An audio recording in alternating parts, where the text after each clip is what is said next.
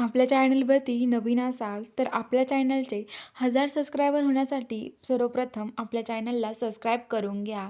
तर नमस्कार मित्रांनो, आजच्या भागात काय ट्विस्ट घडला चला तर बघूया. तर आता इकडं जी दामिनी आहे तिला भास होतो की धैर्य आणि सावीला सगळं सत्य कळालं आहे आणि ती म्हणत असते की मी खरंच काही केलं नाहीये, माझी चूक झाली आहे, धैर्य माफ कर मला, धैर्य माफ कर मला, ती असं म्हणत असते आणि म्हणत असते धैर्याच्यात माझं काहीच हात नाहीये. तर सावी म्हणते की काय हो, तुम्हीच हे सगळं केलं, अहो तुम्ही एवढ्या खालच्या पातळीत जाताल म्हणून आम्हाला कधी वाटलं पण नव्हतं, पण तुम्ही एवढ्या खालच्या पातळीत जाऊन वागलात ना, याचा आम्हाला खूप राग आला आहे असं म्हणत असतं. तर आता लगेच धैर्य म्हणतो की हे बघ आई, तुला आई म्हणण्याची लाज वाटते मला, तू माझी आई नाहीये ग, माझी दुश्मनीन तू, दुश्मनीन असं तो म्हणतो.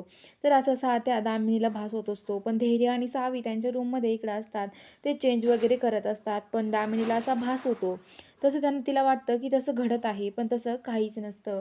तर आता इकडं जी सावी आहे ती पूर्ण घाबरलेली असते आणि म्हणत असते की धैर्य माफ कर मला, धैर्य, अरे मी काहीच नाही केलं, धैर्य, धैर्य माफ कर असं म्हणत असते. आणि आता लगेच इकडं जी दामिनी आहे ती खाली चक्कर येऊन पडते, तिच्या कोणते ग्लास खाली पडतो, त्यामुळं धैर्य आणि सावी जोरात पळत येतात. ते म्हणतात की काय झालं, तिच्या काचा सगळ्या पडलेल्या असतात, त्या काचावरच दामिनी पडते आणि सावी आणि धैर्य तिथे पळत येतात. दोघं आल्यावरती सावी धैर्य बघतात तर काय, दामिनी खाली पडलेली असते.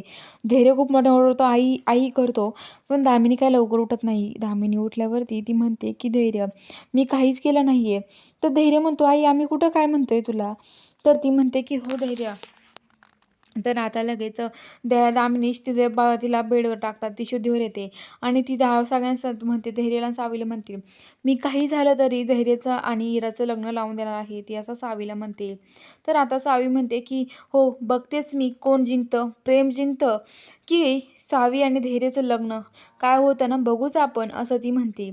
तर आता बघूया पुढील भागामध्ये काय ट्विस्ट घडणार आहे, हे बघायला चॅनलला सबस्क्राईब करा.